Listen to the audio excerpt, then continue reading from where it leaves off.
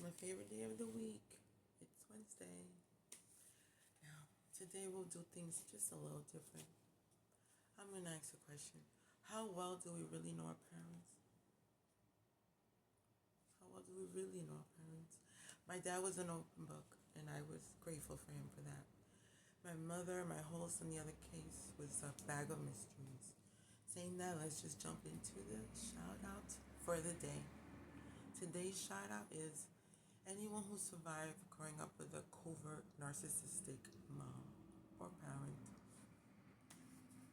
In my case was a mom. Let's talk about ways they manipulate us. Emotional manipulation, first on the list. Guilt trips, silent treatment, passive aggressive behavior if you don't do what they want. Whether it benefits you or not, it doesn't really matter because it's their world that matters. Lack of genuine empathy. They like to appear caring, but they lack genuine empathy. So most people that grew up with covert narcissistic parents, their emotional needs was never met. Honey, it didn't matter. The attention must be on them. Self-centeredness. If they can have a shrine built to them, it would be best. But they need constant admiration and constant attention. Do not do anything to take the attention away, or you'll be villainized, scrutinized, honey, and they will spit you out. Okay? God forbid there's an emergency or you're bleeding. You need to go bleed over there and die over there. Don't be taking the attention off of me. That's how they feel. Playing the victim. That's another disease they have, honey. They must be the victim. And that's just another way of getting attention and keeping the attention on them. They will villainize anybody to be the victim. Because, if you pity, I can control you. It's another form of manipulation that they play. Inconsistent behavior. Who they are in the public and who they are behind closed doors is Dr. Jekyll and Hyde. They could be amazing out in public.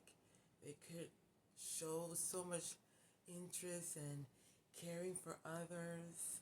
They mimic the behavior of whoever they're around to be liked, to have similarities. But behind closed doors, they don't give a shit. I'm sorry, they don't give one F about their children's emotional needs.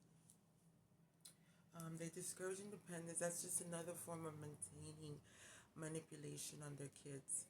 Anything you want to do, or I didn't do it, no one else did it, no one in the family do it. Why are you such a weirdo? Why do you do things so weird? Oh, you're crazy. You always want to do things different. It's just another way of maintaining manipulation and control over the child. This one is really weirdo. They're very competitive against their children, secretly. Growing up, I was not allowed to learn to cook.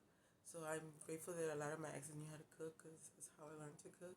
But she always had a fear that if me or her other child, learned to cook better than her, we was not allowed to do a lot of things because she had this fear of what if we did it better than her. Like, you're my mom. You're supposed to teach me. I don't understand the secret competition going on. Everything has to be underdone because they must shine. So it's like you had to hide who you truly was. You had to underplay yourself because you couldn't take the attention away. There was times she would make up stories and make up things just to prove to me like, oh, people are going to believe me no matter what you do. And I will get punished for these things. It's ridiculous and weirdo shit. Covert narcissists can be very difficult to deal with because they're more subdued and they have a very manipulative nature versus overt narcissists, which is more in face and more aggressive. But usually kids that grow up with parents like this tend to have self-esteem issues, have issues setting boundaries, and aren't in tune with their emotion because growing up, they didn't really matter. They were conditioned to just focus on the narcissistic parents. But just know that you matter. I love you. You're amazing. And do things you love. Take care of yourself.